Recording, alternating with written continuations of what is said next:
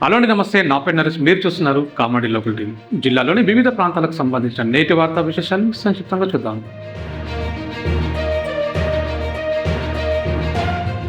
రాఖీ పండుగ సందర్భంగా తెలంగాణ ప్రభుత్వ వ్యవసాయ సలహాదారు బాన్స్వాడ ఎమ్మెల్యే పోచారం శ్రీనివాసరెడ్డికి ఆయన అక్క దొడ్ల సత్యవతి రాఖీ కట్టారు. బాన్స్వాడలోని ఆయన నివాసంలో ఈ ఆత్మీయ వేడుక జరిగింది. ఈ సందర్భంగా పోచారం శ్రీనివాసరెడ్డి తెలంగాణ ప్రజలందరికీ రాఖీ పౌర్ణమి శుభాకాంక్షలు తెలిపారు. అక్క తమ్ముళ్ల అనుబంధం, ప్రేమ, ఆప్యాయతలు ఎల్లప్పుడూ ఇలాగే కొనసాగాలని ఆకాంక్షించారు.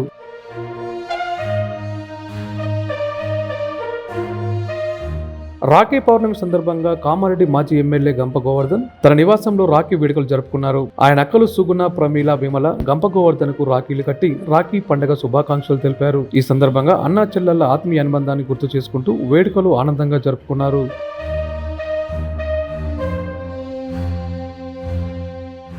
ఎమ్మెల్యే మదన్ మోహన్ తన నివాసంలో రక్షాబంధన్ వేడుకలు ఘనంగా నిర్వహించారు. ఈ సందర్భంగా ఎల్లారెడ్డి నియోజకవర్గానికి చెందిన మహిళలు ఎమ్మెల్యేకు రాఖీలు కట్టి శుభాకాంక్షలు తెలిపారు. మహిళలతో ఎమ్మెల్యే మదన్ మోహన్ ఆప్యాయంగా మమేకమై వారికి రక్షాబంధన్ శుభాకాంక్షలు తెలిపారు. అన్నా చెల్లెల అనుబంధానికి ప్రతీకగా నిలిచే రక్షాబంధన్ వేడుకలను ఆనందంగా జరుపుకున్నారు. రాఖీ పండుగ సందర్భంగా జుక్కల్ ఎమ్మెల్యే తోట లక్ష్మీకాంతారావు క్యాంపు కార్యాలయంలో రాఖీ వేడుకలు నిర్వహించారు.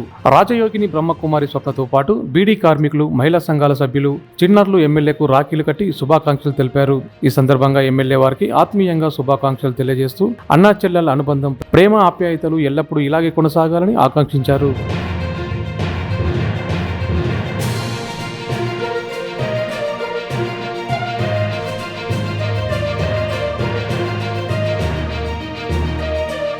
రాఖీ పండుగ సందర్భంగా మాజీ మున్సిపల్ చైర్పర్సన్ గడ్డం ఇందుప్రియ ముఖ్యమంత్రి రేవంత్ రెడ్డిని ఆయన నివాసంలో మర్యాద పూర్వకంగా కలిశారు. ఈ సందర్భంగా సీఎం కు రాఖీ కట్టి రాఖీ పండుగ శుభాకాంక్షలు తెలిపారు. రక్షాబంధన్ సందర్భంగా సీఎం కు రాఖీ కట్టడం ఆనందంగా ఉందని ఇందుప్రియ తెలిపారు.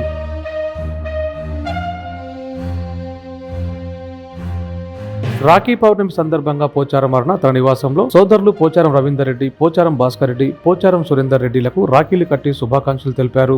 ఈ సందర్భంగా పోచారం భాస్కర్ రెడ్డి మాట్లాడుతూ రాఖీ పండుగ అన్నా చెల్లెళ్లు, అక్క తమ్ముళ్ల మధ్య ప్రేమానురాగాలకు ప్రతీక అని అన్నారు. సోదరిమణులందరూ సుఖ సంతోషాలతో ఉండాలని ఆకాంక్షిస్తూ రాఖీ పౌర్ణమి శుభాకాంక్షలు తెలిపారు.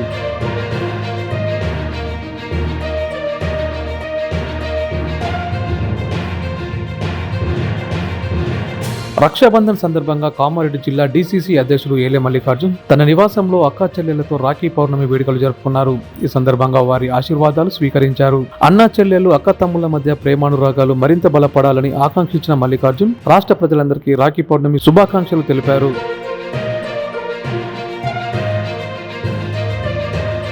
ఓటర్ జాబితా ప్రత్యేక సమగ్ర సవరణలో భాగంగా పిట్లం మండలం బొల్లక్పల్లి మద్దల చెరువులో జరుగుతున్న ఎస్ఐఆర్ హియరింగ్ ప్రక్రియను అదనపు కలెక్టర్ విక్టర్ పరిశీలించారు. హియరింగ్ కేంద్రాలను సందర్శించిన ఆయన ఓటర్లు సమర్పిస్తున్న ధృవపత్రాలు, ఆధారాలను పరిశీలించారు. అర్హులైన ప్రతి ఓటర్ పేరు జాబితాలో ఉండేలా చర్యలు తీసుకోవాలని, ప్రక్రియను పారదర్శకంగా ఎలాంటి పొరపాట్లకు తావు లేకుండా పూర్తి చేయాలని అధికారులను ఆదేశించారు.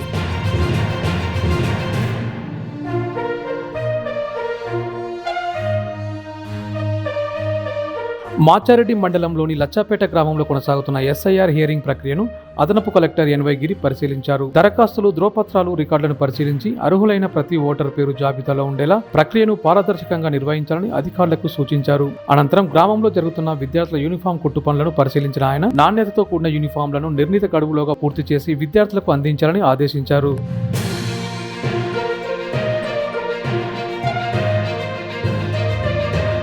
రాఖీ పండుగ సందర్భంగా కామారెడ్డి ట్రాఫిక్ పోలీసులు వినూత్నంగా రోడ్డు భద్రత అవగాహన కార్యక్రమం నిర్వహించారు. హెల్మెట్లు లేకుండా వచ్చిన ద్విచక్ర వాహనదారులను ఆపి మహిళా పోలీసులు బొట్టు పెట్టి రాఖీ కట్టారు. అన్నా, హెల్మెట్ పెట్టుకో, నీ కుటుంబం నీకోసం ఎదురు చూస్తుంది అంటూ ఆప్యాయంగా అవగాహన కల్పించారు. హెల్మెట్ ధరించడం నిబంధన మాత్రమే కాదని ప్రాణరక్షణకు బాధ్యత అని పోలీసులు సూచించారు. జిల్లా ఎస్పీ రాజచంద్ర మాట్లాడుతూ ప్రతి వాహనదారుడు హెల్మెట్ ధరించి ట్రాఫిక్ నిబంధనలు పాటిస్తూ సురక్షితంగా ఇంటికి చేరాలని కోరారు.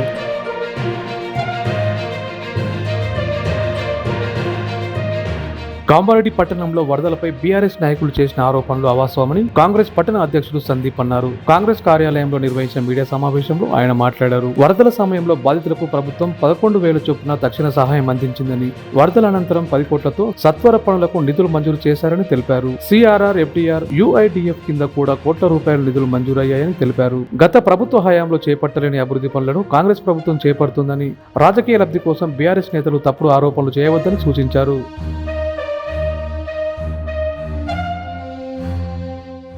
లింగంపేట మండలంలో నిర్మిస్తున్న భవానీమాత సేవలాల్ మహారాజ్ మందిరం వద్ద బోర్ మోటార్ కోసం నల్లమడుగు పెద్ద తండాకు చెందిన ధనవత్ నర్సింగ్ 30,000 రూపాయలు విరాళం అందించారు. ఈ సందర్భంగా ఆయనకు ఆలయ నిర్వాహకులు ప్రత్యేక కృతజ్ఞతలు తెలిపారు. జుక్కల్ ఎమ్మెల్యే తోట లక్ష్మీకాంతారావు క్యాంపు కార్యాలయంలో విద్యా వైద్య శాఖ అధికారులతో సమీక్ష నిర్వహించారు. ప్రభుత్వ పాఠశాలల్లో మౌలిక వసతులు, నాణ్యమైన విద్య, 10వ తరగతి ఫలితాల మెరుగుదలపై ప్రత్యేక దృష్టి పెట్టాలని ఎంఈఓలను ఆదేశించారు. వైద్యాధికారులతో మాట్లాడుతూ పిహెచ్సిలో మందుల కొరత లేకుండా చూడాలని, సీజనల్ వ్యాధుల నివారణతో పాటు గర్భిణీలు, చిన్నారులకు మెరుగైన వైద్య సేవలు అందించాలని సూచించారు. పేదలకు నాణ్యమైన విద్యా వైద్యం అందించడమే ప్రథమ కర్తవ్యమని ఎమ్మెల్యే స్పష్టం చేశారు.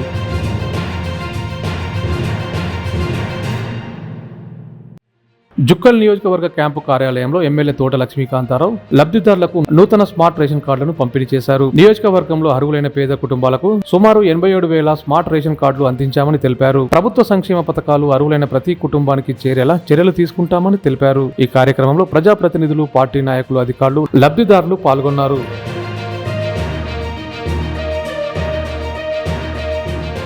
జిల్లాలో నకిలీ కరెన్సీ చెలామణి చేస్తున్న అంతర్రాష్ట్ర ముఠాను పోలీసులు అరెస్టు చేశారు. మహారాష్ట్రకు చెందిన 3 నిందితులను అదుపులోకి తీసుకుని వారి వద్ద నుంచి 91,000 విలువైన 182 నకిలీ 500 రూపాయల నోట్లు, స్విఫ్ట్ డిజైర్ కారు, 3 సెల్ ఫోన్లు స్వాధీనం చేసుకున్నారు. పిట్లం పోలీస్ స్టేషన్ పరిధిలోని పెట్రోల్ బంకులో నకిలీ నోట్లతో పెట్రోల్ కొట్టించుకుని పరారైన ఘటనపై దర్యాప్తు చేపట్టిన పోలీసులు ధర్మారం టోల్ ప్లాజా సమీపంలో నిందితులను పట్టుకున్నారు. నిందితులు హైదరాబాద్ నుంచి నకిలీ కరెన్సీని మహారాష్ట్రకు తరలిస్తున్నట్లు పోలీసులు తెలిపారు. నకిలీ కరెన్సీని కొనుగోలు చేయడం, కలిగి ఉండడం, చెలామణి చేయడం నేరమని, ఇలాంటి సమాచారం తెలిసే వెంటనే పోలీసులకు తెలియజేయాలని ప్రజలకు విజ్ఞప్తి చేశారు.